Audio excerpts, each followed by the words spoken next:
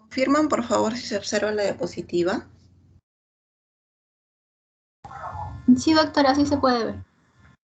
Ya, gracias. Bueno, el día de hoy tenemos programada la segunda práctica que corresponde a pruebas diagnósticas de salmonelosis y brucelosis. ¿Ya? Entonces, en esta primera parte vamos a explicar sobre las pruebas diagnósticas de salmonelosis.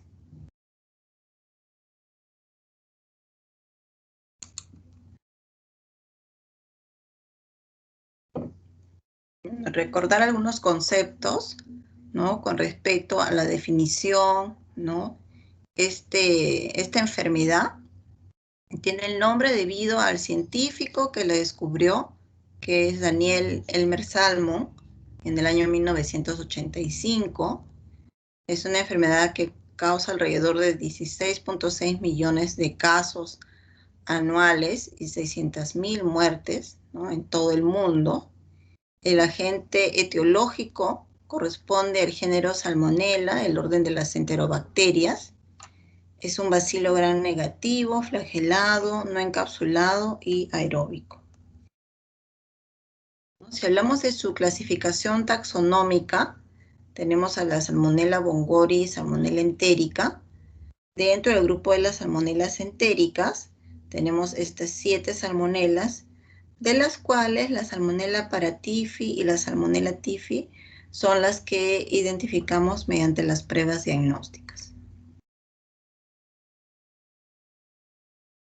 Entonces acá el mecanismo de infección, ¿no? Para recordar de que es a través de la vía fecal oral, ¿no? Por la ingesta de alimentos o de agua contaminada con esta bacteria. El reservorio viene a ser el hombre, ¿no? Que ingiere estos alimentos o agua contaminado que ingresan por vía oral, ¿no? Estos ingresan a través de las mucosas, ¿no? Hasta el intestino, luego hacen una diseminación hematógena, ¿no? Llegando a causar la enfermedad en el hombre. Entonces, para que se dé esta patogenia, necesitamos que penetre en el organismo un inóculo de 10 a la 5 a 10 a la 9 bacterias, ¿no? Luego, estas bacterias se multiplican ya dentro del intestino, ¿no? Y van a invadir a través del epitelio intestinal, ¿no? Generando en el ser humano un cuadro clínico de fiebre, ¿no? Síntomas y signos gastrointestinales. Entonces el paciente va a presentar dolor abdominal tipo cólico, vómitos, náuseas. Considerar que en las edades extremas, pacientes de edad pediátrica o ancianos adultos mayores o pacientes con inmunosupresión, esta bacteria de salmonella puede dar un cuadro de deshidratación y de septicemia severa, ¿no? También debemos considerar que se pueden presentar algunos síntomas o signos específicos, ¿no? En el caso de lo que es dolor, va a presentar sensibilidad en el abdomen, ¿no? Y la aparición de pequeños puntos rosados en la piel, lo que se conoce como la rociola tífica. Así también es importante que recordemos sobre el periodo de transmisión de esta enfermedad, ¿no? Se va a transmitir mientras dura la enfermedad, ¿no? Que pueden ser días, semanas, lo que tarde el paciente en recibir un tratamiento completo y regular, ¿no? Y se recupere de la enfermedad. Entonces, una persona puede permanecer como portador temporal, ¿no? Puede estar hasta varios meses como portador si no recibe un tratamiento adecuado. Esto se presenta en el 1% de los adultos, ¿no? Y en el 5% de los niños menores de 5 años que están infectados, ¿no? Y continúan como portadores temporales y que inclusive pueden excretar el microorganismo por un periodo superior a un año, ¿no? Entonces continúan diseminando la enfermedad.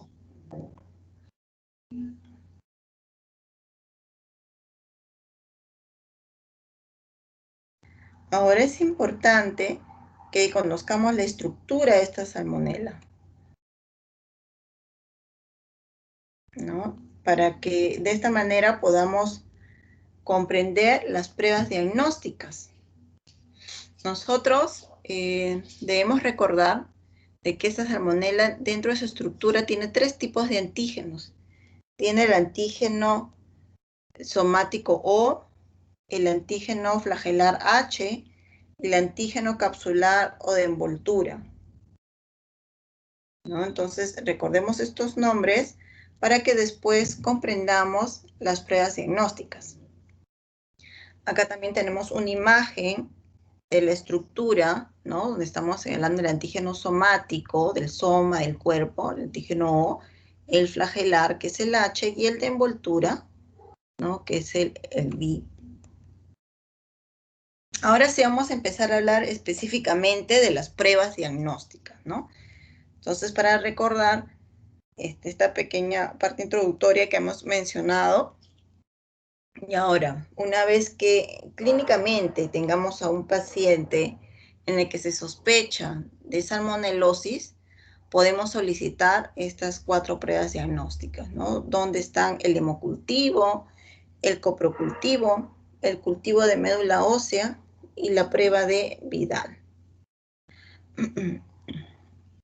Entonces vamos a empezar por el hemocultivo.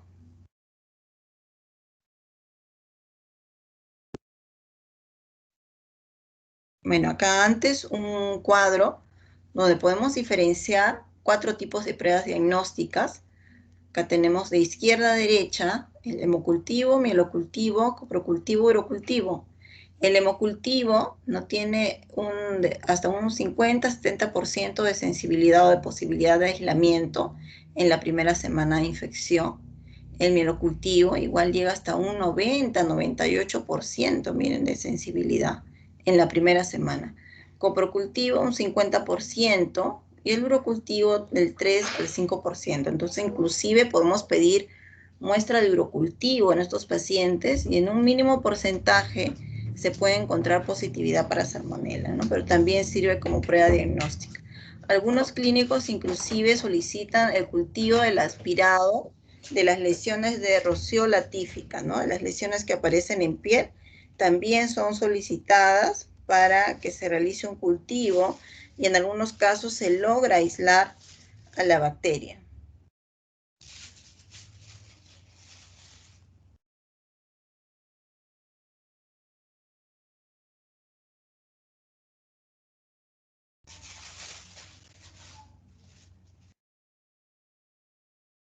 Entonces ahora sí vamos a empezar por lo que corresponde a hemocultivo, ¿no? Cuando hablamos de hemocultivo nos referimos a que vamos a extraer una muestra de sangre, ¿no? Y esta sangre va a pasar a un método de incubación.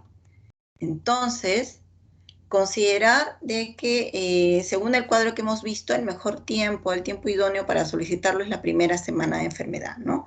Pero acá podemos considerar hasta las 2 primeras semanas, ¿ya? Hasta los 14 días todavía va a ser un buen momento para solicitar este tipo de examen.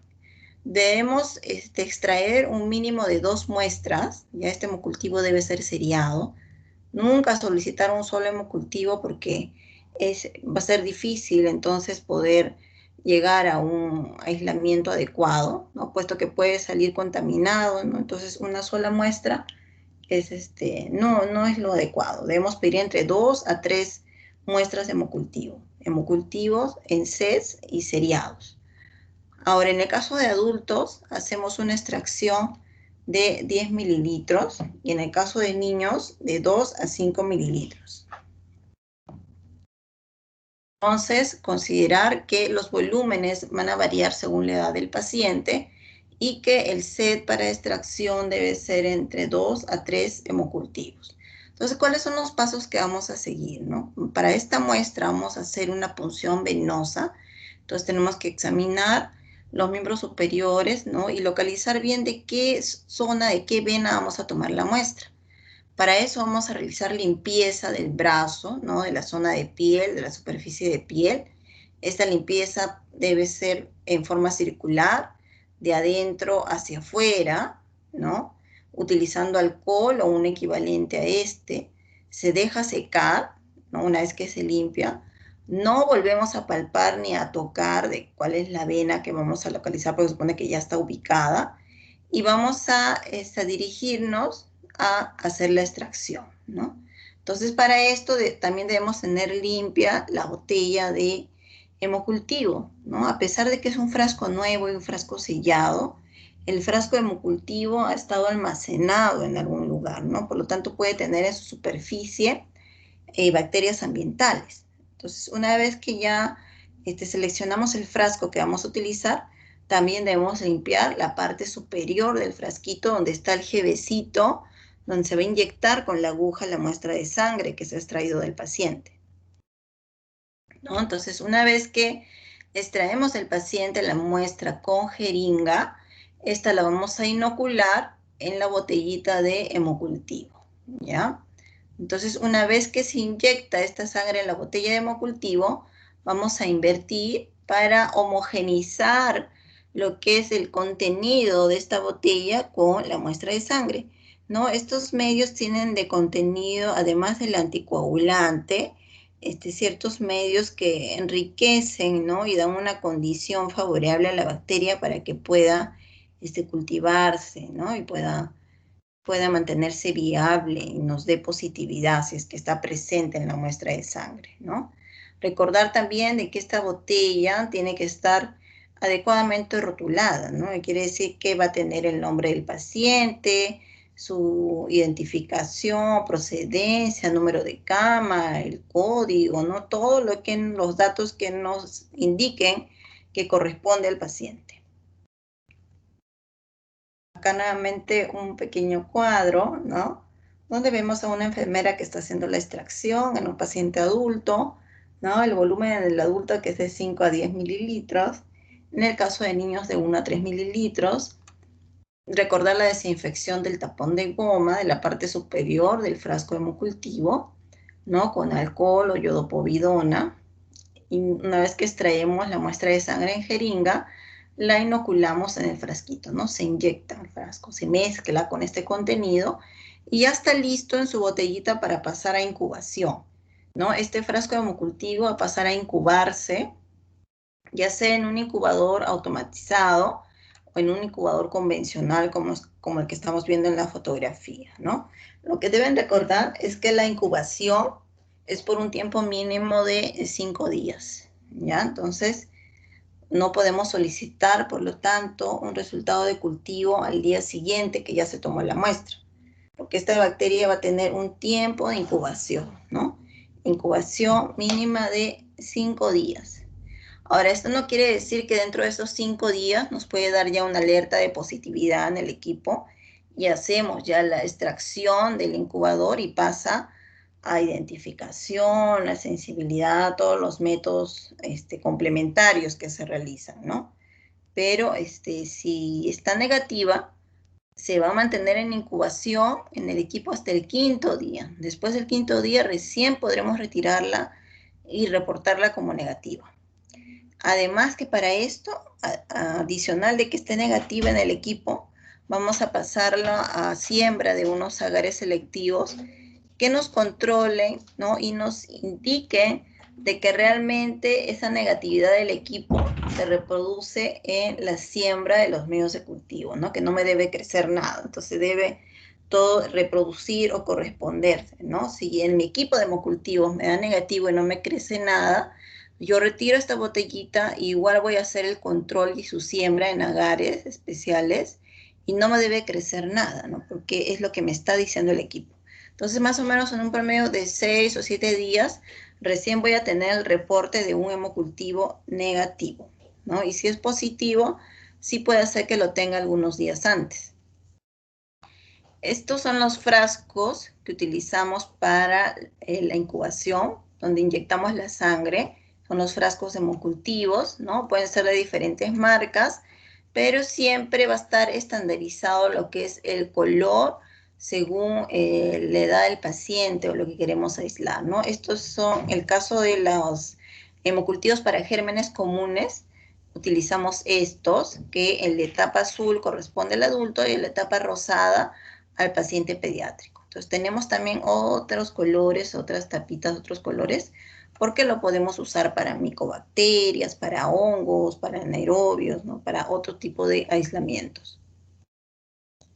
Esta es la fotografía de un incubador, ¿no? Automatizado, ¿no? Van a ser de diferentes tamaños según la cantidad, la demanda que tenga el laboratorio de microbiología, ¿no? Pero es en este equipo donde ingresamos las botellas y ya se programa la incubación por el tiempo de 5 días, ¿no?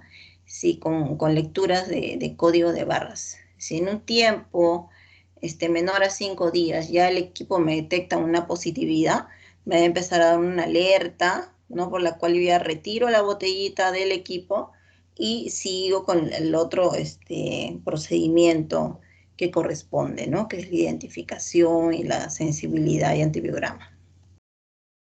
Entonces acá tenemos una fotografía del equipo abierto, ¿no?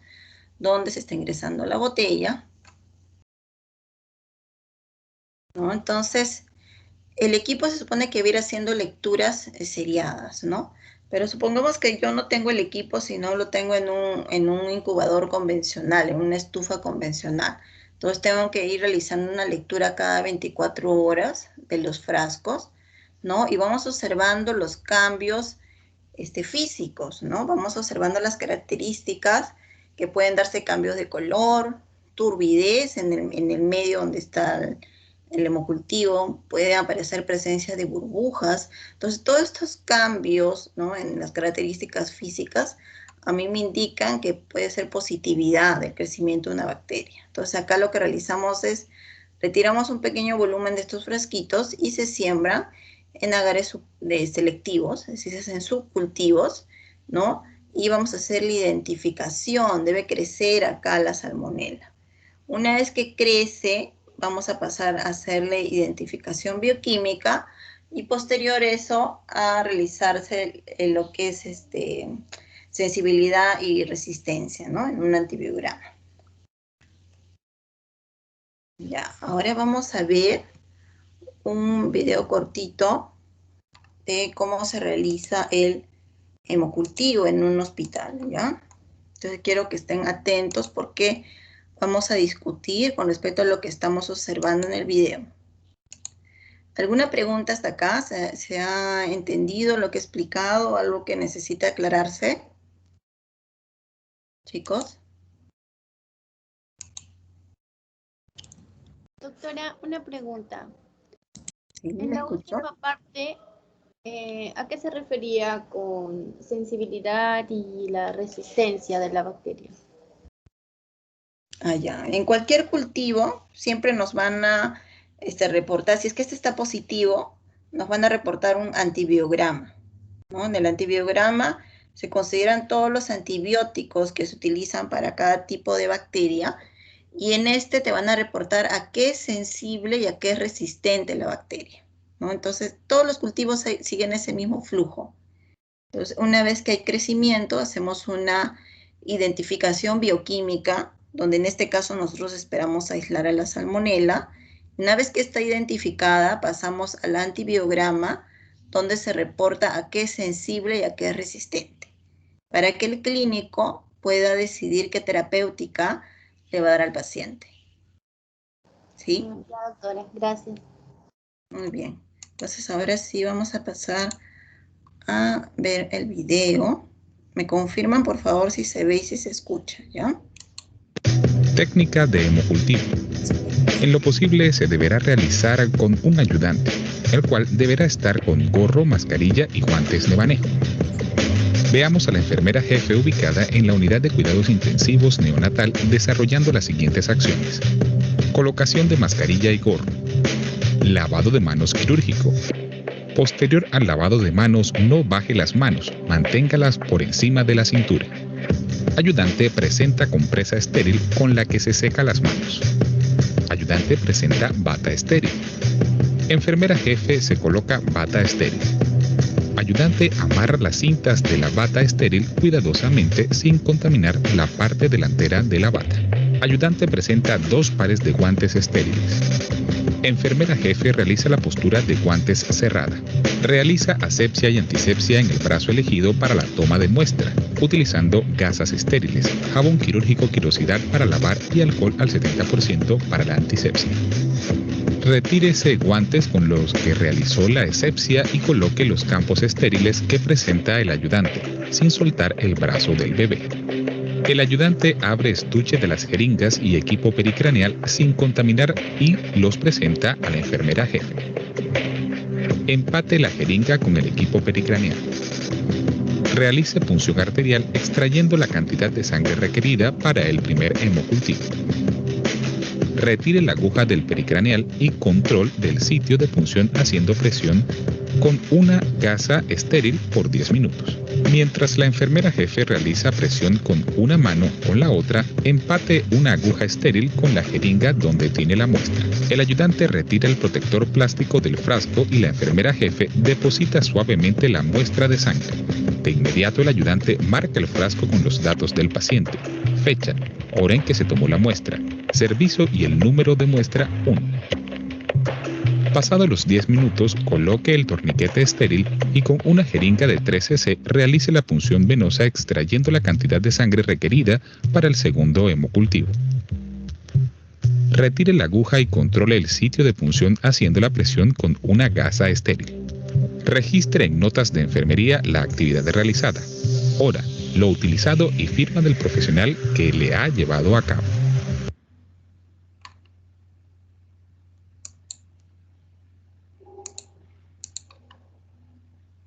Muy bien, entonces hemos observado un pequeño video con respecto a la extracción de hemocultivo. A ver, la alumna, veo acá, Adriani Santana Romero.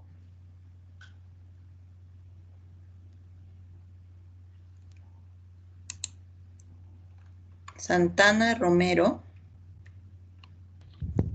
Sí, doctora. Adriani, buenas tardes. ¿Nos podrías resumir qué has observado en el video? Bueno, he tenido un poco de interferencia, pero he visto que se ha extraído sangre de un bebé, me parece. He visto una manito y se ha repetido el proceso.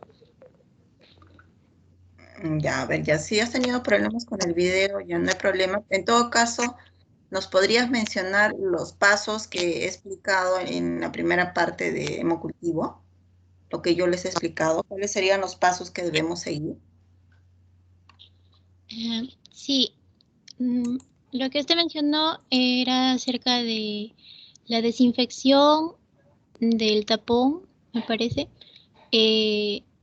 inoculación de la sangre,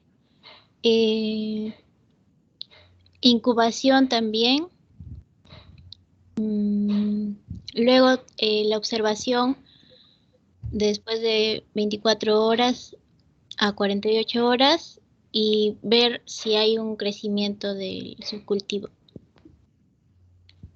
Ya, Adriani, gracias. El alumno Andrés Segarra. Sí, doctora. Andrés, buenas tardes. ¿Nos podrías mencionar qué observaste en el video?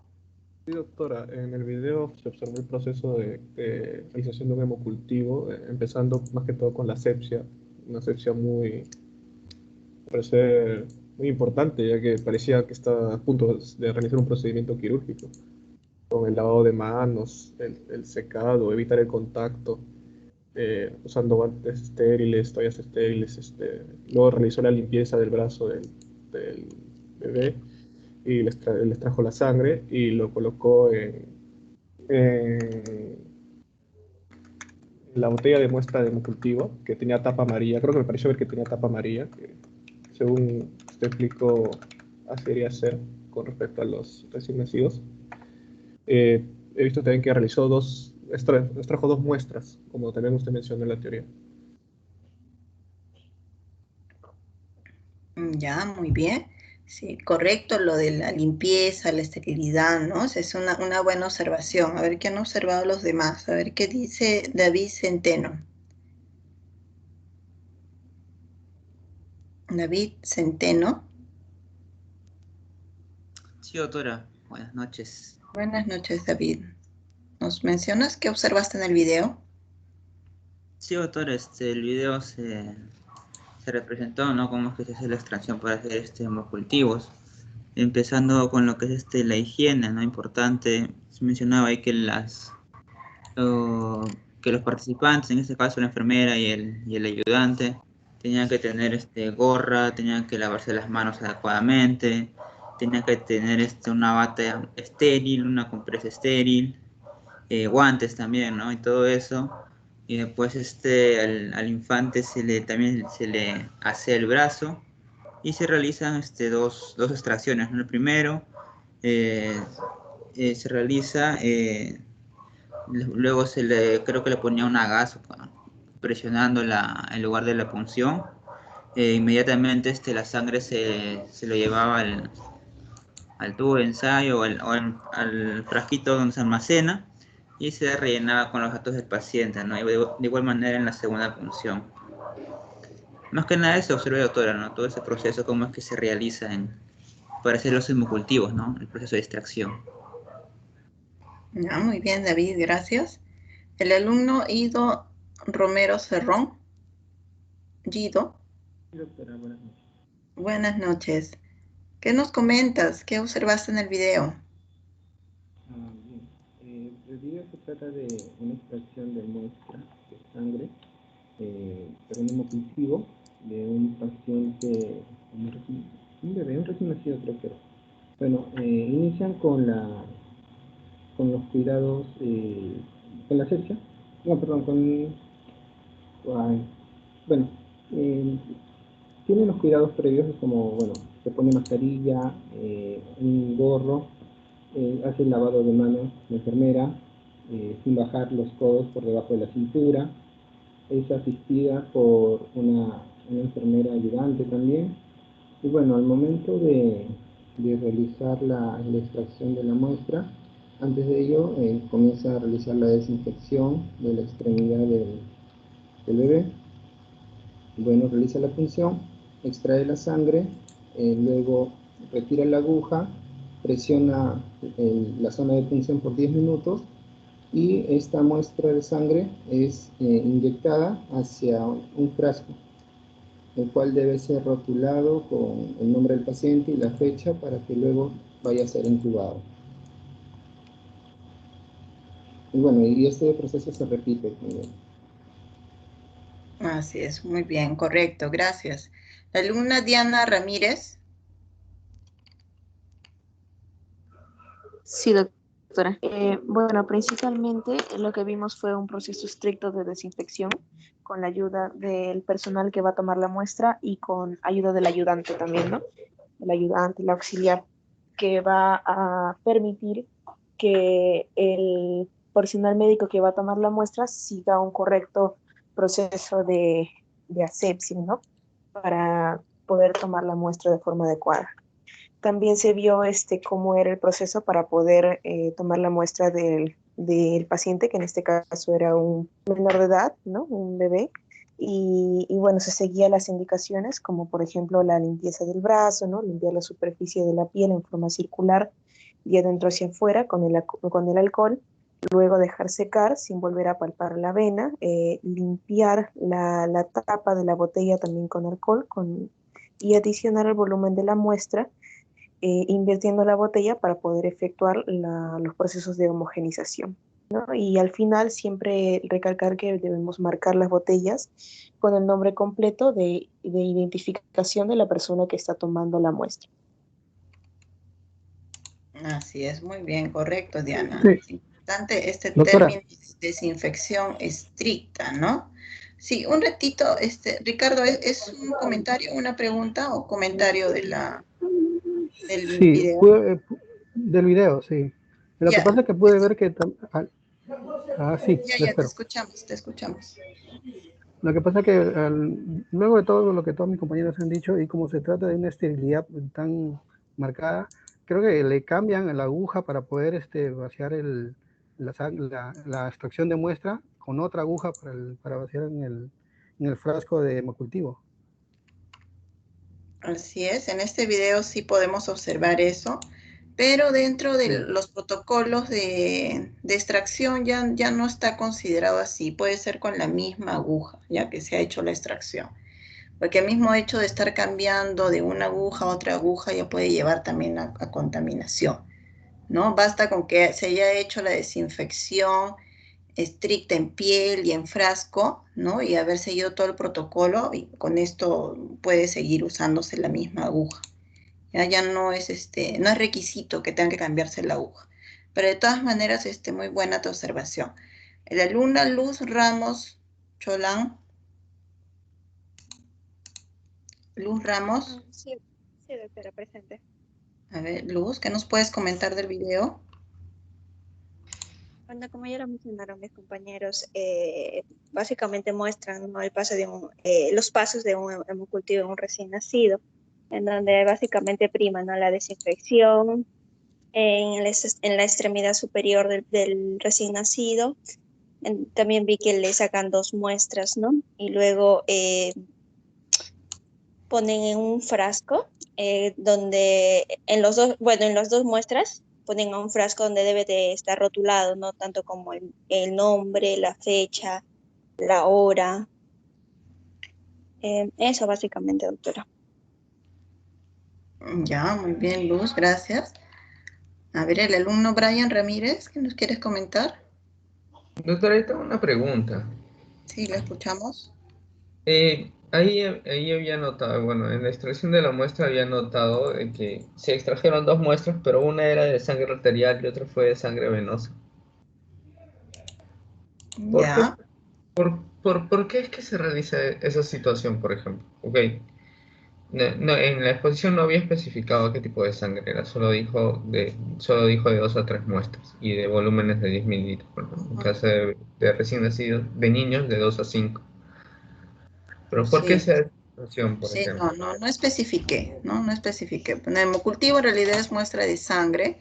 Ahora, el clínico puede especificar que se tome muestra venosa, muestra arterial, que se tome de la vía central, inclusive si es un paciente que está con catéter venoso central, ¿no? Eso ya es según la severidad del paciente, según el diagnóstico del paciente, ¿no? A veces, sobre todo en los pacientes de servicios críticos, ¿no?, de cuidados intensivos, es que de manera paralela hacen este comparativo de muestra arterial y muestra venosa, ¿no?, que supone que debería reproducir entre una y otra si es una sepsis, una septicemia que tiene en ese momento el paciente, ¿no? Inclusive, como te mencionaba, a veces solicitan que sea la extracción del catéter venoso central, ¿no? Que sea de la vía central la extracción de la muestra de sangre, ¿no? Eso según cómo esté indicado para la toma de muestra, ¿no? Pero muestra arterial y de catéter generalmente en pacientes que están en servicios de áreas críticas, ¿no? Y muestra venosa cuando son pacientes ambulatorios, de emergencia, ¿no?, de hospitalización, que sean servicios no críticos. Generalmente de esta manera lo solicitan, ¿no? Pero igual en cualquiera de ese tipo de muestras donde vamos a extraer el volumen de sangre, se puede hacer el aislamiento de la bacteria. ¿Ya? O sea, en cuanto al aislamiento del germen, no había diferencia en cuanto a si fuera de sangre venosa o arterial. No, igual debe estar presente. Sí. Ya. Solo que en servicios críticos lo piden a veces paralelo, tanto arterial y venoso en simultáneo, ¿no? Tomamos muestra de diferente vía. Ya, doctora, gracias.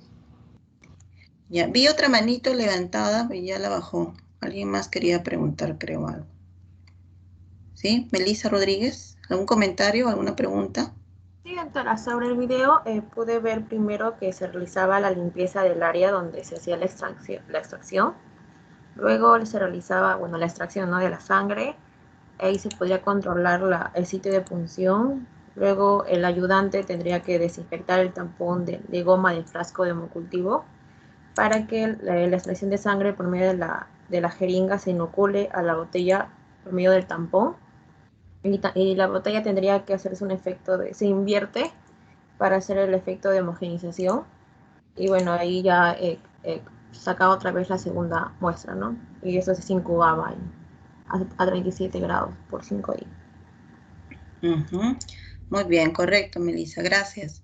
Entonces, importante acá que quede este concepto fijo con respecto a la preanalítica, ¿no? Como cualquier prueba de laboratorio y con mayor razón en microbiología, que vamos a hacer un cultivo y tenemos que dar toda la esterilidad posible, la desinfección, la limpieza preanalítica, las condiciones en la toma de muestra. No solo hacerle la limpieza en la zona donde se va a hacer la extracción en el paciente, sino todo el protocolo de limpieza que debe seguir el analista o el personal, el profesional que va a hacer la extracción y que va a tomar la muestra, ¿no? Que tiene que empezar desde el lavado de manos. Después del lavado de manos recién será la vestimenta del mandil, de los guantes, inclusive nos colocan en el video una vestimenta asistida, ¿no? Que hay otro personal que le está colocando el mandil, que le va a amarrar el mandil, que le va a pasar los guantes. La primera limpieza debería ser con un par de guantes y al momento de la extracción sí puede volver a cambiarse con otros guantes quirúrgicos. Podemos hacer un doble cambio de guantes, ¿ya? Y eso sería mucho mejor. Estamos dando mayor seguridad de que estamos evitando la contaminación. Todo esto para evitar la contaminación, porque queremos que crezca en el frasco de homocultivo, en los medios, los agares selectivos, lo que tiene realmente el paciente en su sangre, y no cualquier microorganismo ambiental, ¿no? No cualquier microorganismo que tiene en sus manos el analista, o que tiene el paciente en la piel, o que está adherido en la botella, en la superficie de la botella. ¿Ya? Entonces, por eso es la exigencia de que toda esta parte previa al proceso en sí de la muestra en laboratorio, ¿no? Que sea correcto, que la extracción sea con la mayor asepsia, antisepsia posible. ¿Ya? Ahora sí continuamos, a ver un segundito.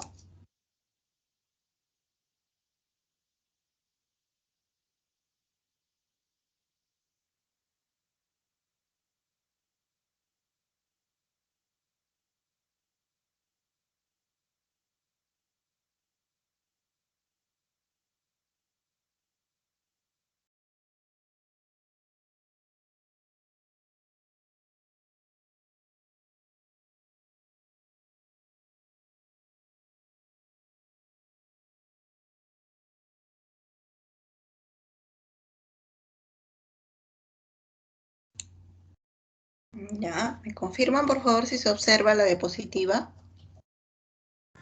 Sí, doctora. Ya, gracias. Ya, entonces pasamos ahora a otra prueba diagnóstica que es el coprocultivo, ¿no? Y como su mismo término nos menciona, estamos hablando de muestra fecal, ¿no? Copro, que es de ese cultivo de la materia fecal. Entonces, para esto, generalmente el mismo laboratorio proporciona frascos, ¿no? Un frasco estéril, ¿no? Que va a tener una paletita en la tapa que nos permite hacer la recolección de la muestra.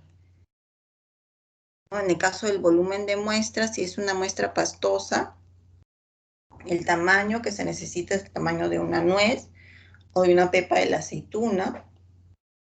En el caso de muestras líquidas, entre 5 a 10 mililitros de muestra. Entonces, ¿cómo le explicaríamos al paciente que haga la recolección? A ver, ya el paciente se va a lavar las manos, va a tener su frasco estéril, va a rotular su frasco. ¿Y cómo va a recolectar su muestra, suponiendo que sea una muestra líquida? ¿Cómo va a recoger esa muestra al frasquito? A ver, ¿alguna opinión? ¿Cómo puede ser?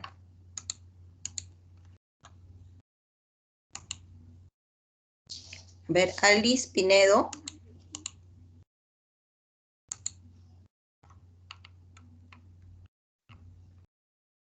Alice Pinedo. Sí, presente, doctora. Alice. A ver, ¿cómo crees que podríamos hacer la recolección de una muestra líquida para la siembra de coprocultivo?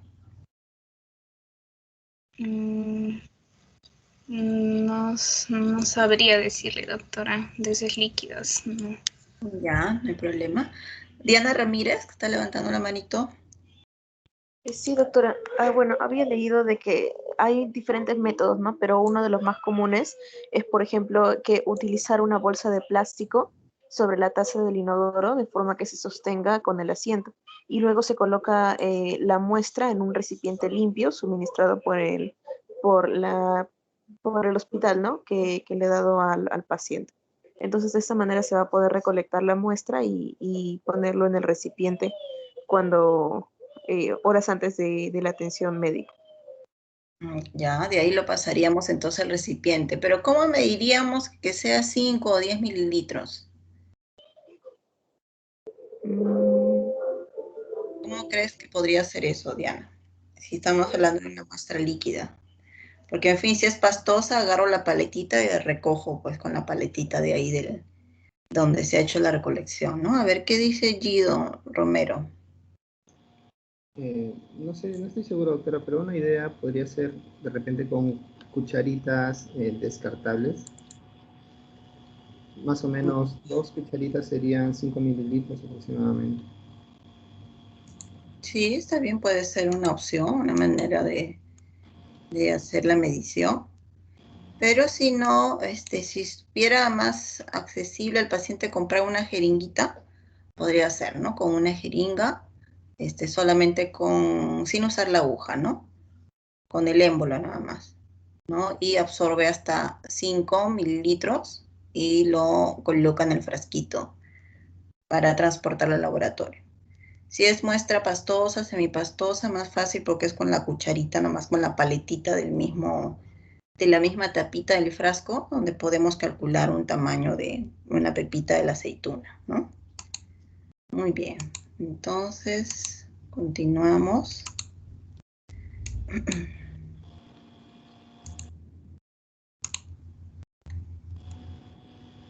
Ya, ahora en el caso de los pacientes que sean postrados, donde exista más dificultad para la toma de muestra de coprocultivos, podemos usar también el método del hisopado, ¿ya? Podemos utilizar estos hisopos que se ingresan hasta la zona rectal, ¿no? Que se va a girar en el recto, se va a impregnar el hisopo de materia fecal y lo vamos a colocar dentro de estos tubos que tienen un medio de transporte especial que es el medio de Cary-Blair, ¿no? En el cual va a permanecer viable pues la bacteria hasta que se lleve al laboratorio de microbiología, ¿no? Entonces impregnamos este hisopo con la materia fecal, lo insertamos dentro del tubito del medio de transporte y se lleva al laboratorio, ¿no? Sobre todo esto se realiza en pacientes tal vez que no colaboran, ¿no?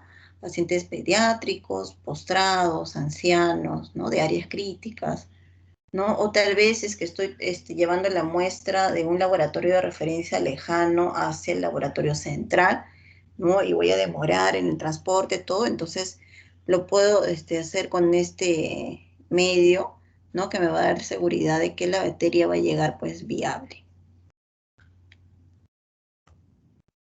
Entonces, una vez que recolectamos la muestra en el hisopo, lo insertamos en este tubito que tiene medio de transporte, ¿no? Y puede permanecer a temperatura ambiente, ¿no? Hasta 48 horas. Antes de los 2 días yo debo tratar ya de llevarlo al laboratorio de microbiología.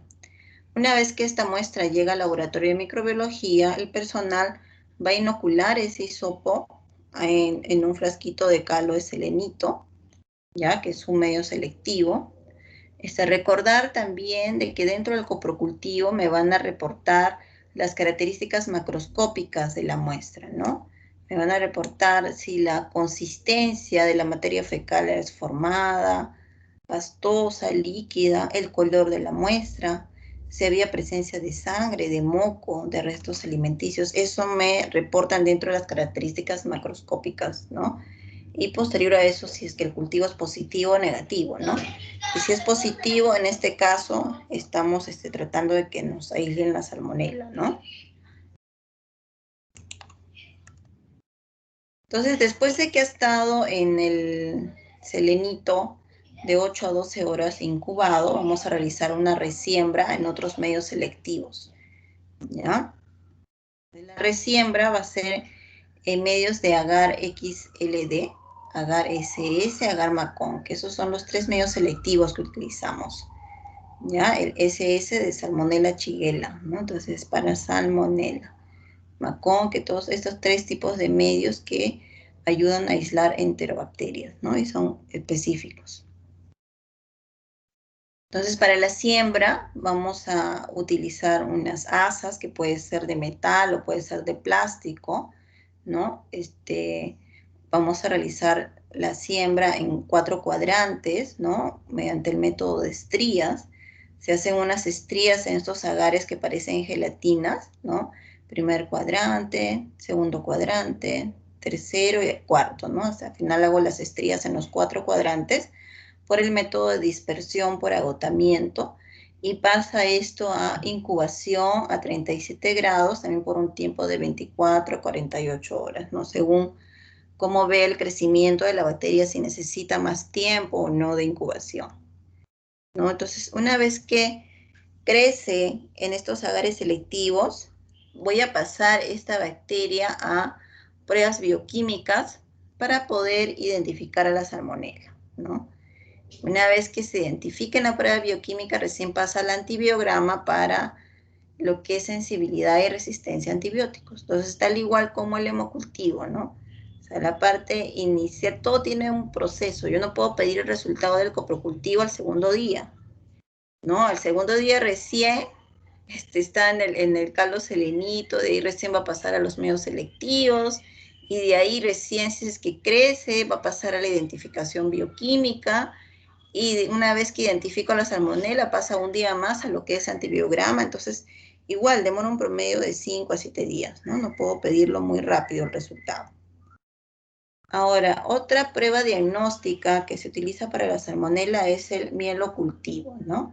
Y este examen sí considerar que es un procedimiento invasivo, ¿no? Estamos hablando de médula, cultivo de la médula ósea. Entonces, si bien es cierto, tiene muy buena sensibilidad porque hasta en un 98% de los casos yo voy a poder aislar a la salmonela, no todos los pacientes aceptan hacerse el examen, ¿no? Y tampoco es la primera prueba que va a indicar el clínico, obviamente, porque tiene que agotar primero las otras que no son invasivas, ¿no? Acá, para este examen yo necesito un consentimiento informado del paciente, del familiar, ¿no? Voy a hacer una punción, ¿no? Es una punción hasta médula, ¿no? Que va a realizar el especialista. Entonces acá utilizamos unos punzones especiales. El profesional de salud que va a realizar el procedimiento va a seguir el mismo paso de vestimenta, de limpieza como el hemocultivo. Va a elegir la zona de donde va a hacer la extracción de médula, que puede ser de la cresta ilíaca o de la región esternal, ¿no? Utiliza un punzón especial para esta extracción, ¿no? Y una vez que hace la extracción, va a inyectarla en los frascos de hemocultivo que hemos mostrado para los gérmenes, ¿ya? Es el mismo frasco que se utiliza, ¿ya? Entonces hace la extracción de médula ósea, de cresta ilíaca o de esterno, y la va a inyectar al frasco de hemocultivo, ¿no? Y el frasco de hemocultivo se va a llevar inmediatamente a el laboratorio de microbiología, ¿no? Entonces, esta es la muestra ideal, ¿no? Porque donde voy a tener mayor posibilidad de aislamiento, pero también es la muestra más invasiva, entonces no todos los pacientes van a consentir el procedimiento, ni tampoco el clínico va a hacer la primera prueba que va a pedir, ¿no? Porque tiene el hemocultivo, el coprocultivo, el urocultivo, las pruebas de sangre, tiene otras pruebas que puede solicitar. Ahora, entonces ya hemos hablado de lo que son cultivos, donde vamos a aislar específicamente a la bacteria, a la salmonela, ¿no?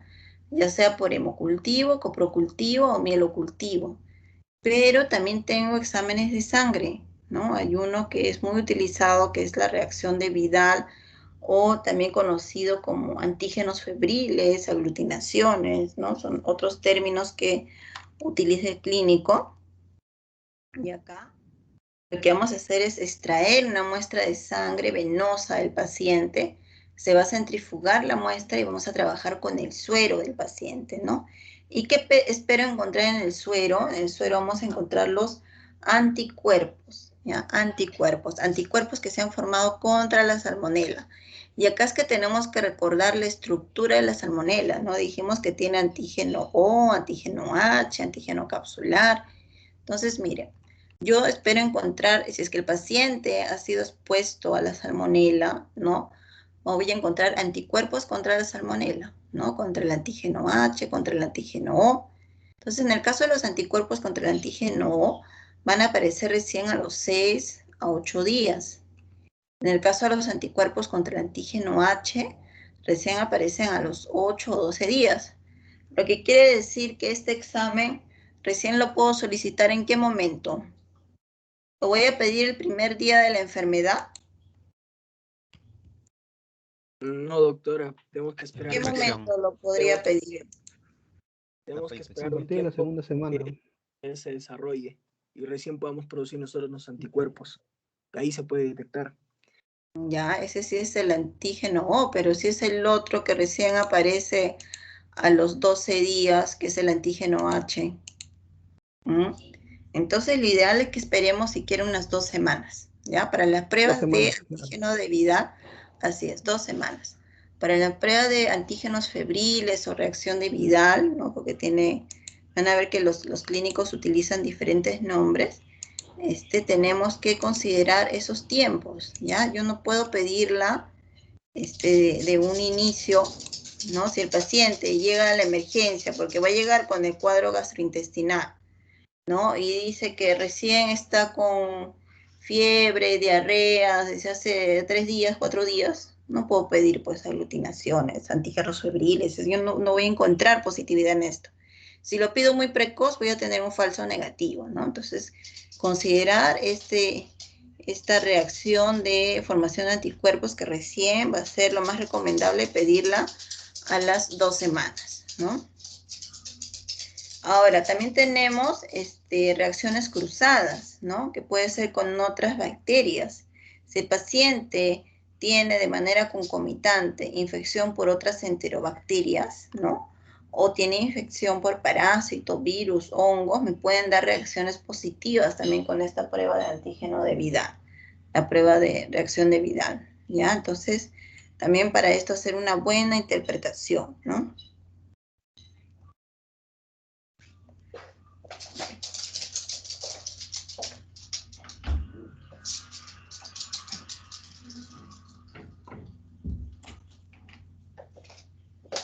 Acá en esta imagen podemos observar lo que es el kit de cómo vienen estos antígenos febriles, ¿no? Cómo viene la presentación generalmente del kit, ¿no? Que va a traer lo que corresponde a reactivos para identificar salmonela, lo que es salmonela para TIFI A, para TIFI B, antígenos de salmonela tífico H, tífico O.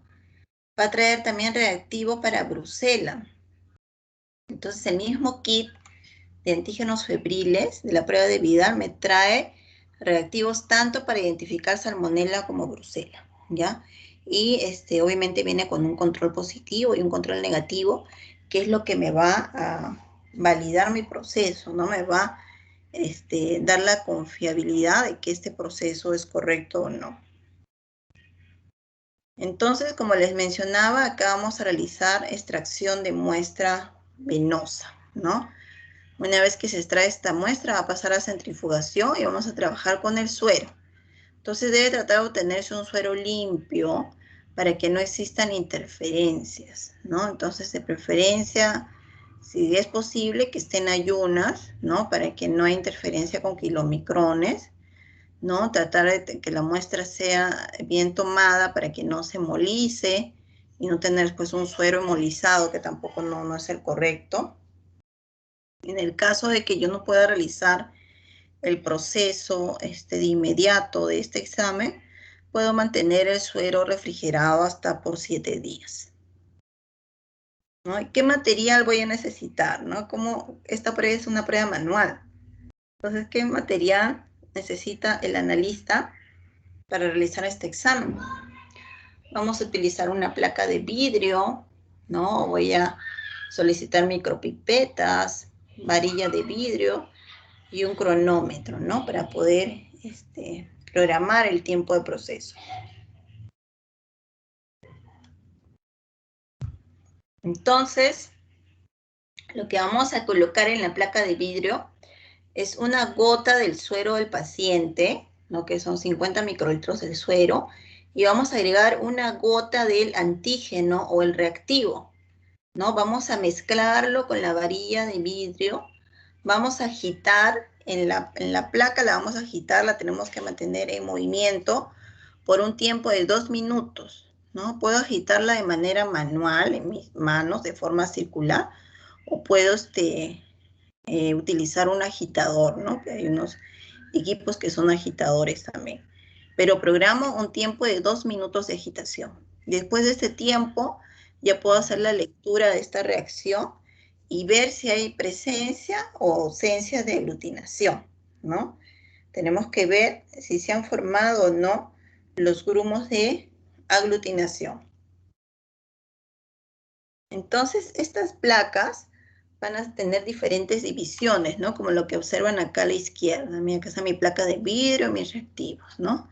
Si yo ya tengo en mi primer proceso, positividad, en el primer proceso donde he colocado una gota del suero y una gota del reactivo, ya me da positivo, ¿no? Esto no pasa de frente a ser reportado y a informar aglutinación positiva, ¿no? Así no es el reporte, ¿ya? Esta prueba de Vidal o de antígenos febriles se reporta en títulos. Entonces, si yo ya tengo positividad en un primer proceso, voy a tener que utilizar diferentes volúmenes de suero para informar este reporte de positividad en títulos, ¿ya? Entonces, voy a colocar en las diferentes posiciones o pocillos de la placa volúmenes de 80, 40, 20, 10 y 5 microlitros. Y estos volúmenes lo voy a enfrentar con una gota de antígeno que tiene el reactivo, ¿no? Igual mezclamos con la varilla, programamos un tiempo de 2 minutos de rotación de la placa y hacemos después la lectura de dónde ha habido aglutinación, ¿no? Entonces, la aglutinación se va a observar como estas imágenes, ¿no? Unos grumitos, ¿no? Que se forman más intensos tal vez en los bordes, o puede ser en el total de la zona de trabajo, ¿no? Entonces, es algo que yo voy a visualizar. Si yo visualizo estos grumos, es porque los anticuerpos están presentes en el suero del paciente y se han unido al antígeno que tiene el reactivo, ¿no? ¿Y cómo voy a interpretar, cómo voy a reportar esas diluciones, ¿no? Esa positividad. Si me da aglutinación donde he agregado los 80 microlitros de suero, el título de positividad es de 1 en 20, ¿no? Si dio aglutinación donde coloqué 40 microlitros, la positividad es de 1 en 40. Si aglutina donde el volumen es de 20 microlitros, la positividad es de 1 en 80. Si aglutina donde el volumen es 10, es de 1 en 160. Si aglutina donde está 5 microlitros, la positividad es de 1 en 320. ¿Ya? Entonces, según estos títulos es lo que yo voy a reportar. Y según estos títulos es cómo se va a interpretar, ¿no? Entonces, vendrían a ser los valores de referencia para interpretación. Donde yo tenga un título de 1 en 40 a 1 en 80, quiere decir que es un paciente sospechoso de la enfermedad. Si encuentro un título mayor a 1 sobre 80, podría considerarse ya como una prueba positiva o diagnóstica en el caso de un paciente que tenga un cuadro clínico, pero que se encuentre en una zona que no es endémica, ¿ya? Como en países donde casi no existe pues, esta patología, ¿no? En el caso de nuestro país, que tiene muchas zonas endémicas para salmonela, en casi todas las regiones tenemos positividad de salmonela. Entonces, para considerar positiva esta prueba debe tener un título de 1 sobre 160. Y si ya encontramos un título de 1 sobre 320, ya es más concluyente, pues, ¿no? De que se trate de la infección. ¿Qué casos voy a encontrar o considerar falsos negativos para esta prueba? ¿No? Cuando el paciente esté recibiendo antibiótico-terapia de manera muy temprana, ¿no? Cuando esté utilizando corticosteroides, cuando se mida de manera muy precoz los anticuerpos, como por ejemplo en la primera semana yo esté pidiendo la prueba. En los casos de pacientes con inmunodeficiencias, ¿no? Voy a tener también falsos negativos, o en pacientes portadores crónicos de salmonela. Ahora, recordar también que además de las pruebas que hemos mencionado, ¿no? De la prueba de sangre, que es la prueba de Vidal o reacción de Vidal, también una de mis pruebas básicas que nunca debo olvidar es el hemograma, ¿no? O la biometría hemática. ¿Por qué? Porque acá vamos a encontrar alteraciones en las diferentes series, ¿no? Puedo encontrar una anemia normocítica normocrómica, un paciente con leucopenia y también con trombocitopenia, ¿no? Este paciente puede presentar una pancitopenia debido a esta infección por la salmonela, ¿no? Y la reacción de Vidal, que es la otra prueba de sangre, que la debo pedir a partir de la segunda semana. Entonces, eso sería con respecto a esta primera parte de las pruebas diagnósticas de salmonela. ¿Alguna pregunta hasta acá, chicos? Para que pasemos a brucelosis.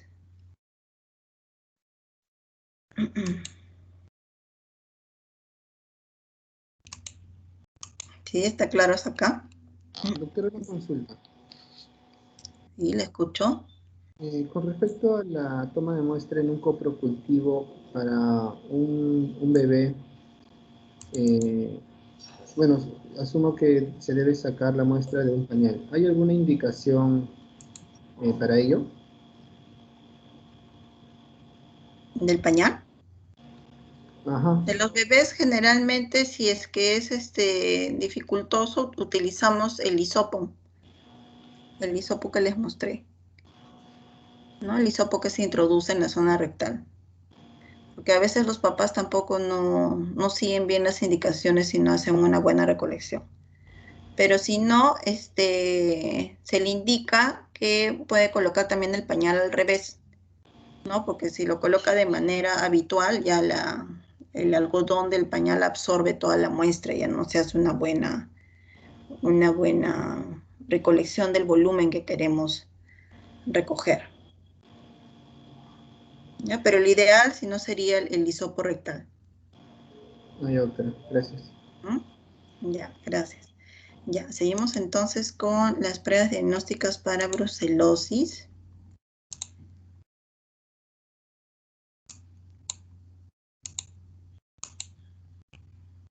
¿Se observa, chicos, la diapositiva? Sí, doctora, sí se ve. Ya, gracias. Ya, entonces en esta patología, tal igual como la salmonela, es muy frecuente en nuestra comunidad, ¿no?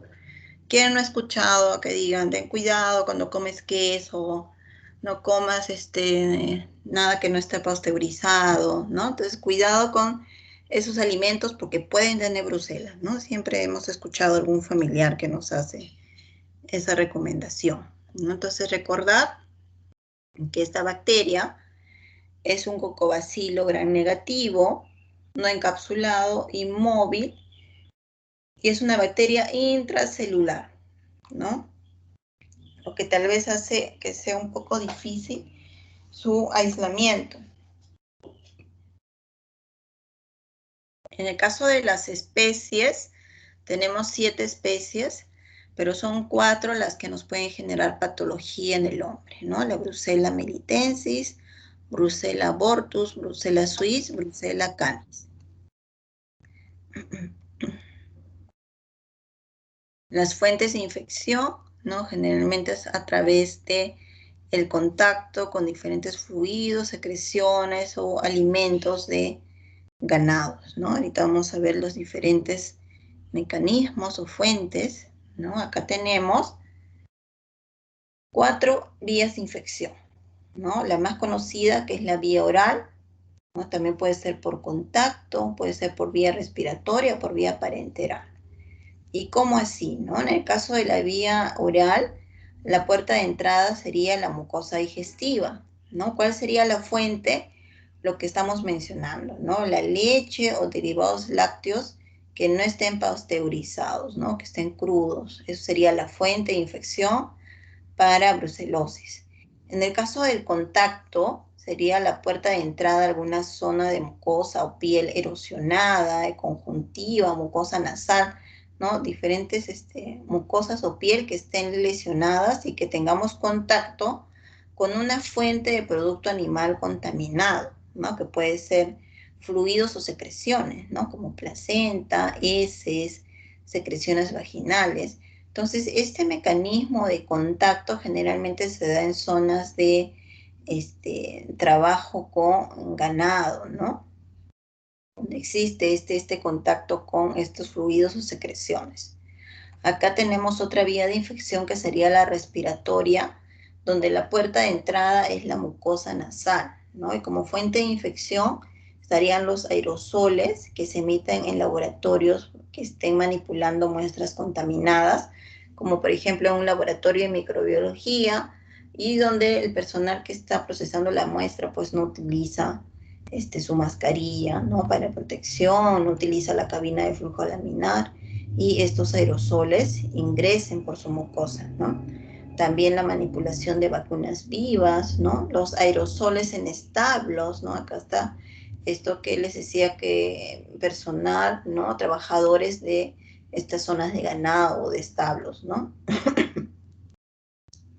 También tenemos una vía de infección parenteral, ¿no? Y esta puede darse, en este caso la puerta de entrada sería por inoculación accidental o por transfusiones, y la fuente serían vacunas vivas o material biológico contaminado, ¿no? Entonces tenemos 4 vías de infección: oral, por contacto, respiratoria y parenteral.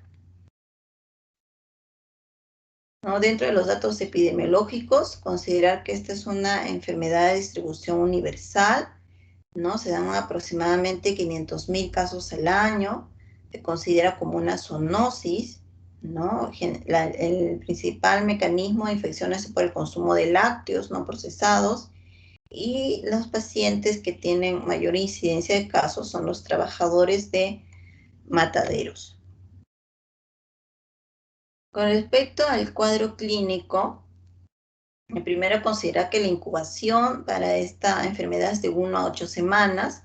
Su cuadro clínico es muy variado.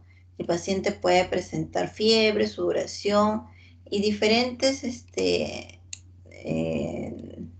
cuadros de dolor, ¿no? Va a tener polimialgia, poliartralgia, cefalea, sudoración, ¿no? Entonces no es muy específico. A un inicio tal vez no es muy dentro de las primeras causas o presunciones diagnósticas, ¿no? A veces no es la primera opción que coloca el clínico, ¿no? Porque el cuadro clínico es variado, ¿no? Puede presentar adenopatías, visceromegalias, ¿no? Esplenomegalia, ¿no? Hepatomegalia, ¿no? Entonces puede afectar cualquier zona, ¿no? Cualquier órgano.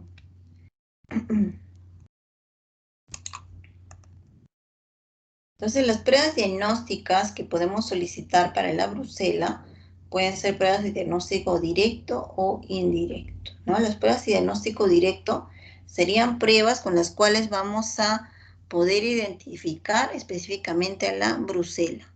Y las pruebas de diagnóstico indirecto serían pruebas para poder identificar anticuerpos contra la brucela. Entonces, dentro de las pruebas de diagnóstico directo, consideramos a los cultivos, ¿no? Al examen microscópico, que en este caso corresponde a la coloración GRAM, donde voy a visualizar la bacteria, y a los subcultivos. ¿Qué cultivos podemos solicitar, ¿no? Para identificar brucela? ¿No? El más solicitado, hemocultivo, ¿no? El hemocultivo.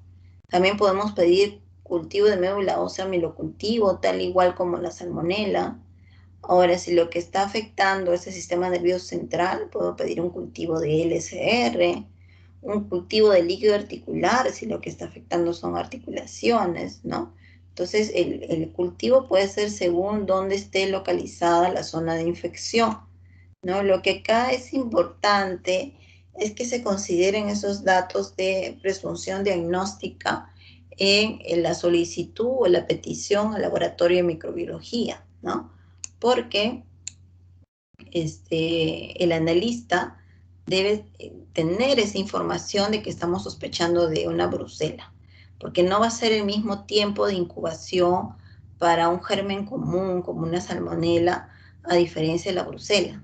A una brucela yo necesito un mínimo de incubación de 15 días, ¿ya? Entonces, porque es una bacteria de crecimiento difícil, ¿ya? Entonces, debo consignar esos datos en la petición de microbiología para que el analista sepa de que va a programar la incubación por un tiempo mínimo de 15 días.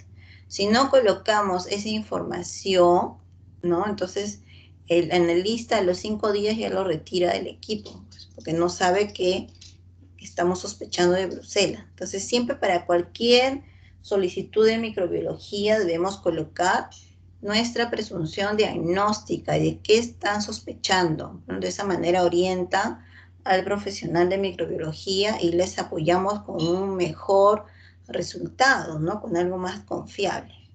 Entonces, una vez de que hay crecimiento en este cultivo primario, ya sea de hemocultivo, mielocultivo o del líquido donde se esté haciendo la siembra primaria, vamos a pasar a hacer subcultivos, ¿no?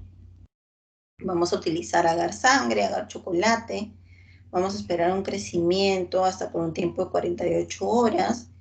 El crecimiento de esta brucela es de colonias pequeñas, brillantes, ¿no? Como se observa acá, que pueden ser de diferente tamaño y van a tener un color de miel claro.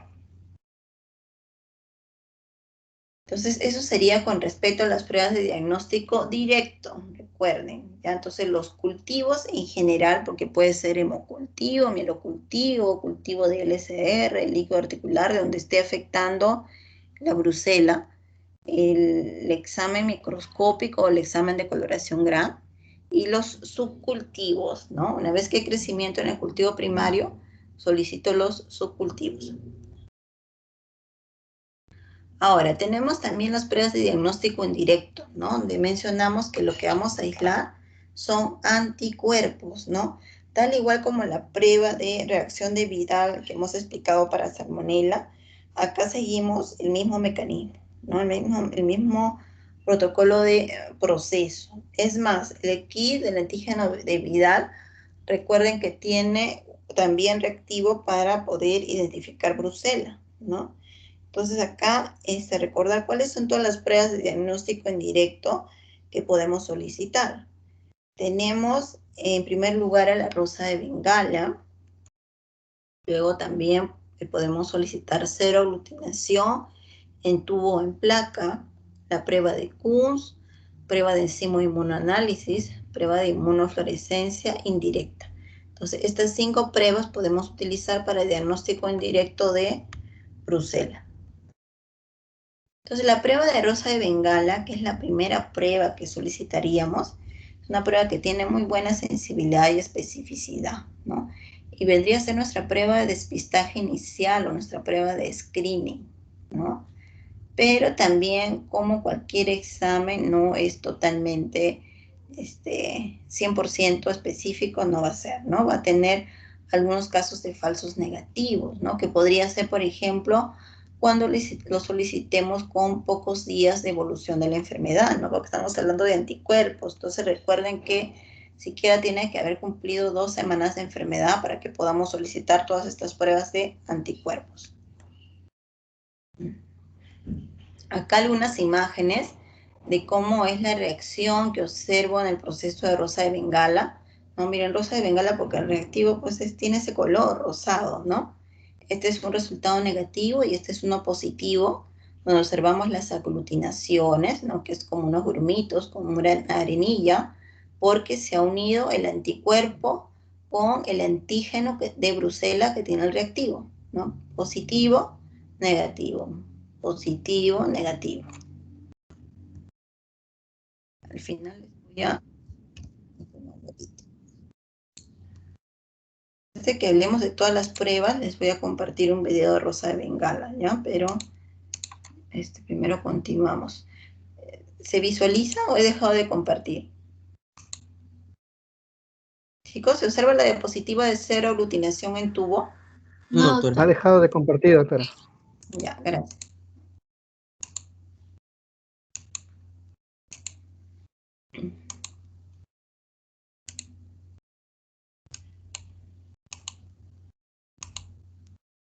Ya, entonces, otra de las pruebas, ¿no?, que se va a solicitar después de solicitar rosa de Bengala, podemos pedir seroglutinación en tubo o en placa, ¿no? Entonces acá es que utilizamos este mismo reactivo de antígeno de Vidal, donde vamos a esperar una aglutinación, ¿no?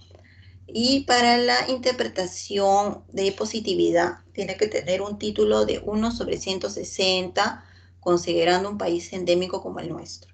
Esta seroglutinación puede ser en tubo de vidrio o en placa de vidrio, como ya les he mostrado la placa para la salmonela, ¿no? Podemos encontrar casos, inclusive, mire, de títulos de positividad de 1 en 640, ¿no?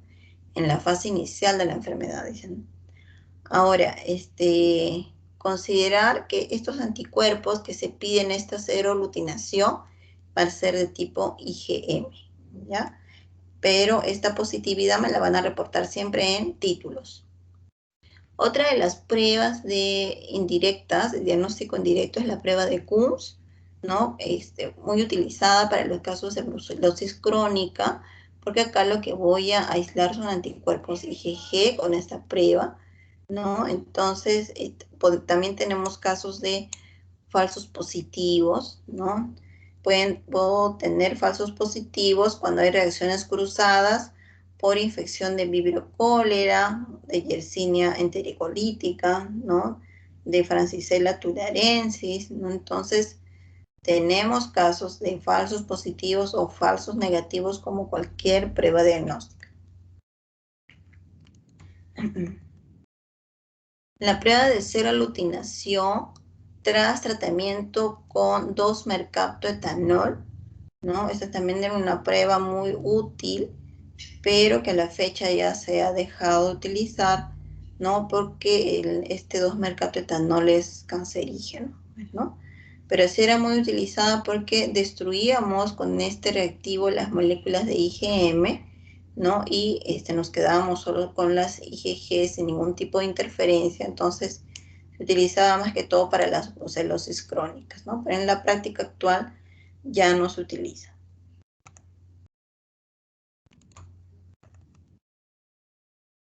Las pruebas por metodología de enzimo inmunoanálisis, acá lo que identificamos son anticuerpos contra brucela de tipo IgG, IgM, IgA, ¿no? Esta es una prueba especial por un método en el cual utilizamos placas de poliestireno que van a tener adheridos antígenos de Bruselas, ¿no? Lipopolisacáridos de Bruselas adheridos a estas placas. Vamos a enfrentarlo con el suero del paciente, que de haber positividad, pues me va a reaccionar sus anticuerpos de IgG, IgM, IgA, ¿no? Y la prueba de inmunofluorescencia indirecta, ya que es otra prueba más,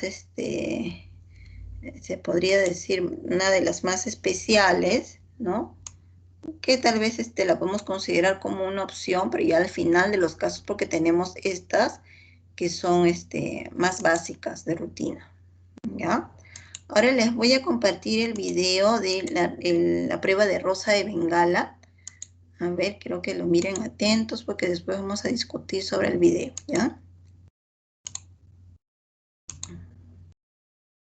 Me confirman si se ve y si se escucha, ¿ya? ¿Sí se observa?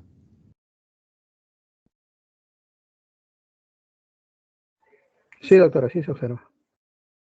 Gracias.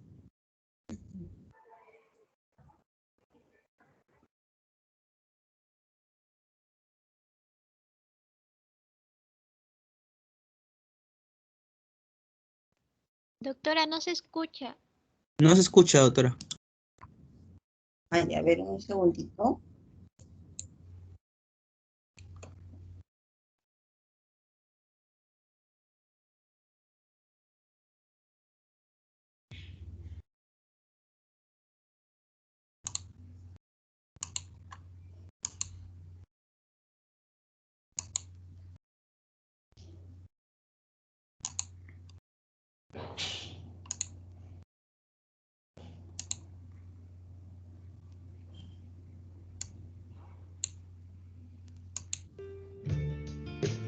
Ahora, chicos. Sí se escucha. Sí, ahora.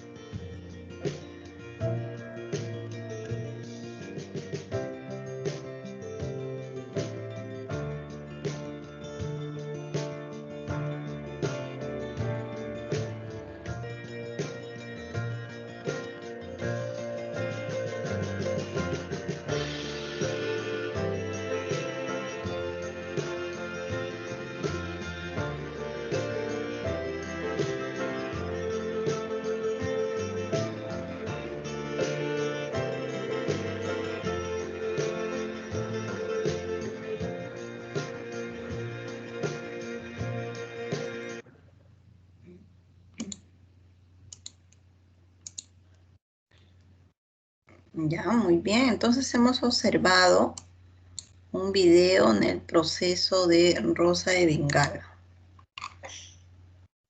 A ver. Melanie Llamo Cárdenas.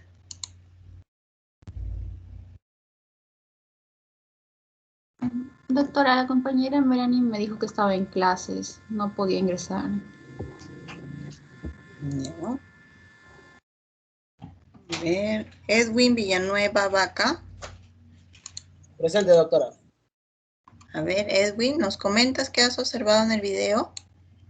Sí, doctora, básicamente lo que se observó en el video es que en los círculos que ya estaban ahí predeterminados, enumerados del 1 al 3, en uno se colocó un control positivo, en el otro se colocó la muestra, que vendría a ser el numerado en el número 2, y en el último se colocó lo que vendría a ser el control negativo, pues, ¿no? Así que básicamente depositó los controles y las muestras a ensayar, y posteriormente aplicó el rosa de Bengala, y una vez que lo aplicó, lo mezcló por unos minutos, pues, ¿no? Y vimos cómo en el video la que hizo esta prueba hizo rotaciones, pues, ¿no? Con la cartilla esa que tenía los círculos, para que básicamente se homogenice bien la muestra con los controles y la muestra con el rosa de Bengala, y así podamos llegar al final a la reacción que queremos, pues, ¿no? En tal caso, se vio que en la primera, la reacción positiva, obviamente, porque era un control positivo. En la tercera se vio un control negativo, y al final del video, y también se vio un poco, pues, ¿no? Que se vio con unos bordes que la muestra, si no me equivoco, había salido control positivo, pues, ¿no, doctora? Básicamente eso. Ya, muy bien, Edwin, gracias. El alumno Daniel Sea. Sí, doctora. Daniel, buenas noches. ¿Nos puedes comentar qué observas en el video? Sí, doctora. Casi lo mismo que mencionó el compañero, ¿no? Primero se observó una placa de aglutinación, donde ahí se echó, bueno, ahí se echó reactivos, ¿no? Para poder, bueno, muestras, ¿no? Para poder señalizar un control negativo, un control positivo, con la muestra de ensayo del paciente, y un control negativo. Luego añadimos reactivo de rosa de Bengala. Al añadir el reactivo de rosa de Bengala, lo mezclamos con un palillo, ¿no? Ahí se vio un palillo de madera. Y después de hacer eso, realizó movimientos giratorios. Justamente es para que se extienda la muestra durante toda la placa, ¿no? Y después de eso, observar, ¿no? Si hay la presencia de aglutinación en los bordes, lo cual me va a indicar una positividad a la brucela. Ya, muy bien, gracias. El alumno Jean-Pierre Tello. Sí, doctora. ¿Me escucha? Jean-Pierre, buenas noches, sí. ¿Algo más Bien. que nos quieras comentar sobre el video? Bueno, básicamente lo que observé es que se utiliza dos controles, uno positivo y uno negativo, en una placa de aglutinación, de las cuales, y uno tercero que es la muestra del paciente, y al final se usa la rosa de Bengala para contrastar estos, ¿no? Recordar que esta es una prueba indirecta para la determinación de Bruselas, y donde se va a utilizar mediante la detección de anticuerpos, ¿no? Ya que la rosa de Bengala nos va a ayudar a contrastar esto. Y se va a detectar mediante la aglutinación de los bordes en la rosa de Bengala, ¿no? Previo a ello se hace los movimientos circulares que ya se mencionó.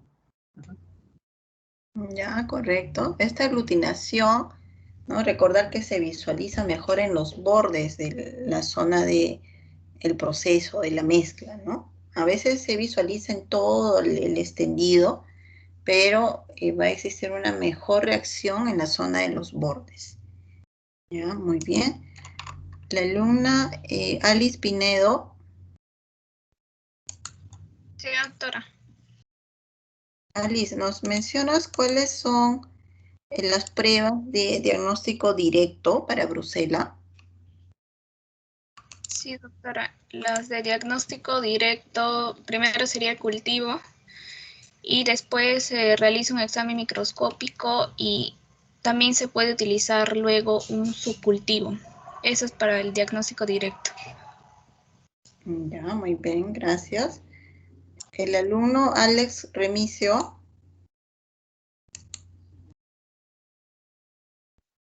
Doctora, el alumno Remicio también me mencionó que iba a estar en práctica de semiología. Ya, gracias. Celia Romero. Sí, doctora, presente. Nos mencionas 2 ejemplos de pruebas de diagnóstico indirecto para brucela. Ya, doctora. Indirecto es rosa de Bengala, CUMS y CUMS, ¿no? 2. También puede ser cero aglutinación en tubo placa y enzimonoanálisis. Muy bien, correcto, gracias. Giancarlo Timana. Hola, doctora, ¿me escucha? Y buenas noches. Buenas noches, doctora. Sí, nos mencionas qué pruebas podemos solicitar para el diagnóstico de salmonela. Ya. Prueba salmonela. Hemos hecho el estudio de heces, ¿no? Cropológico. También tenemos reacción de viral que deja de usarse. También tenemos cultivos, también pueden ser de mielocultivos. En algunos casos, en neonatos, bueno, lo que leí era de estudios LSR. También, más que nada el cropocultivo. También teníamos análisis, pruebas serológicas. En algunos casos también se han usado lo que es el test de ELISA.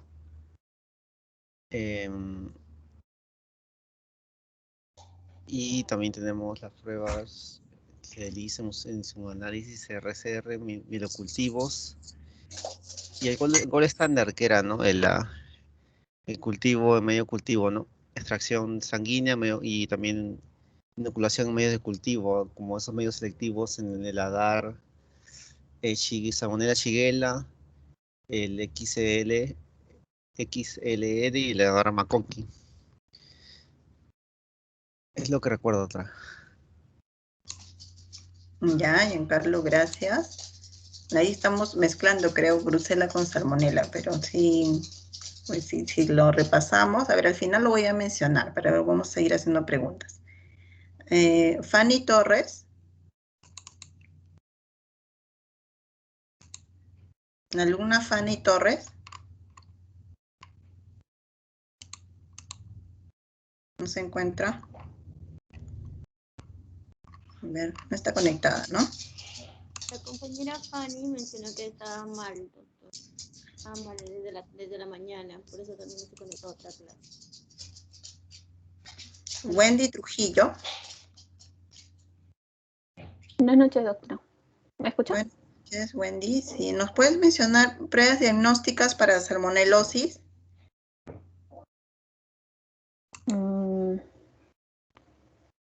Se puede usar lo que es el hemocultivo, se puede usar el mielocultivo, el coprocultivo también mencionó, la prueba de Vidal.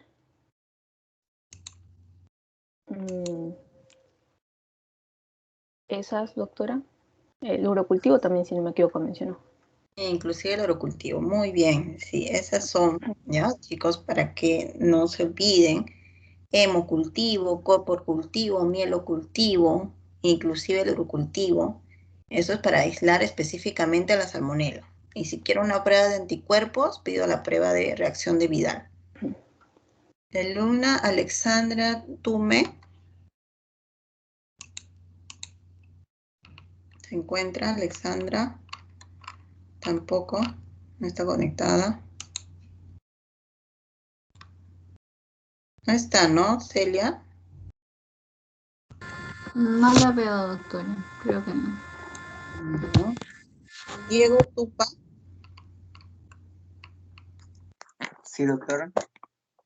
Buenas noches, Diego. ¿Nos mencionas cuáles serían los pasos para la toma de muestra de hemocultivo?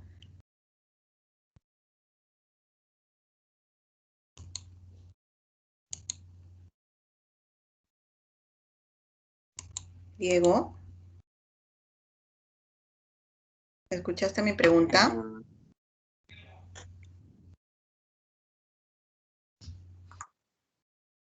Sería para hacer un hemocultivo, como estamos viendo en el video, primero sería la asepsia de lo que serían los que van a realizar la toma de la muestra. Leí que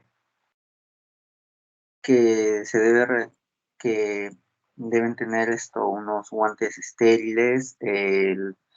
Vamos a realizar dos punciones, como se ve en el video, una punción de muestra arterial y otra punción de muestra venosa. Y estas se van a colocar en lo que sería la botella de hemocultivo. Y deben ser, estas muestras deben ser de unos 5 o 10 milímetros.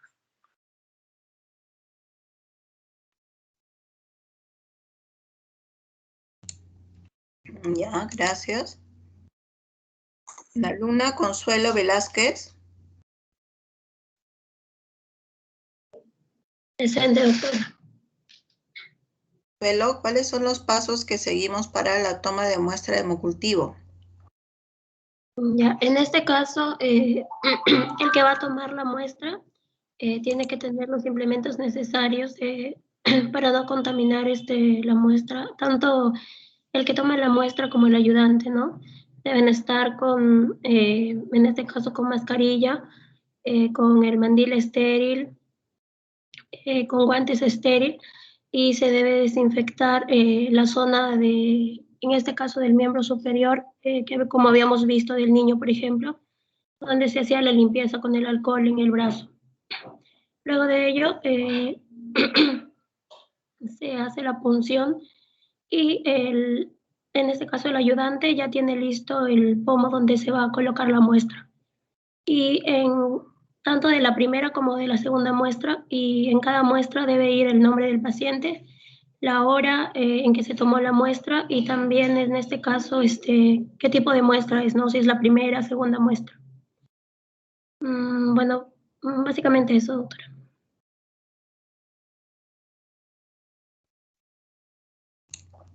Muy bien, Consuelo, gracias. La alumna María Vélez Sánchez.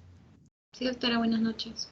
Buenas noches, María. ¿Nos comentas cuáles serían las vías de infección para brucela? Para brucela. Sí. Recuerdo, si no me equivoco, Brucela. Ya. Creo que había una imagen de unas vacas y los cerdos, si no me equivoco.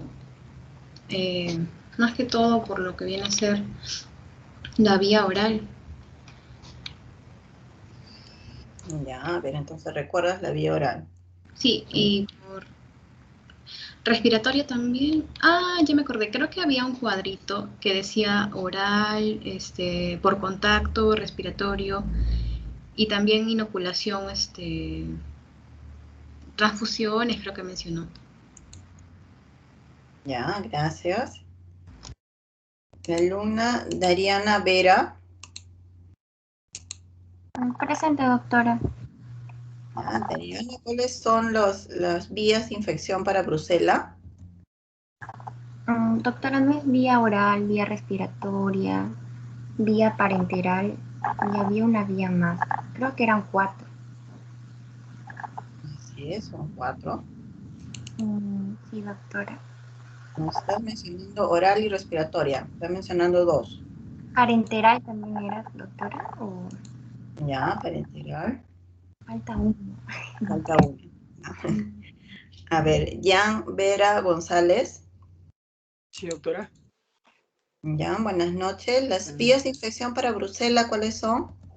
Bueno, oral, respiratoria, parenteral, y también puede ser por contacto.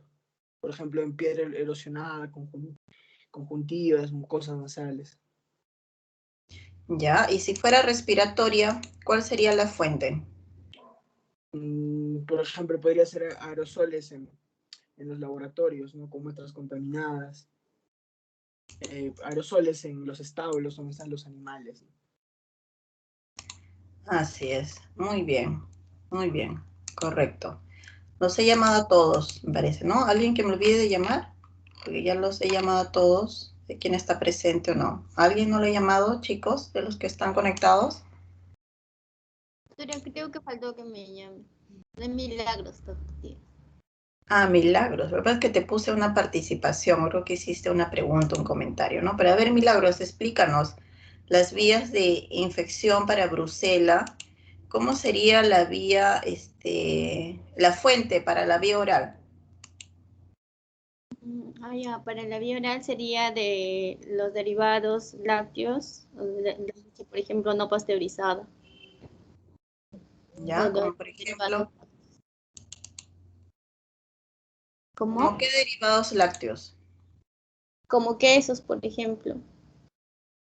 Los quesos, ¿no? Es frecuente en estas comidas que llevan queso, ¿no? A veces que comemos en la calle, ¿no? Y a veces no comemos siempre en casita y comemos en algún lugar en la calle, que utilicen para las diferentes comidas queso, hay que tener cuidado, ¿no? Queso, derivados lácteos no pasteurizados. Muy bien. Entonces, chicos, estaríamos concluyendo la segunda práctica, ¿ya? Y ya voy a coordinar con su delegada sobre en qué fecha podríamos estar rindiendo la pruebita pequeñita de esta práctica. ¿Ya? ¿Alguna pregunta, algún comentario?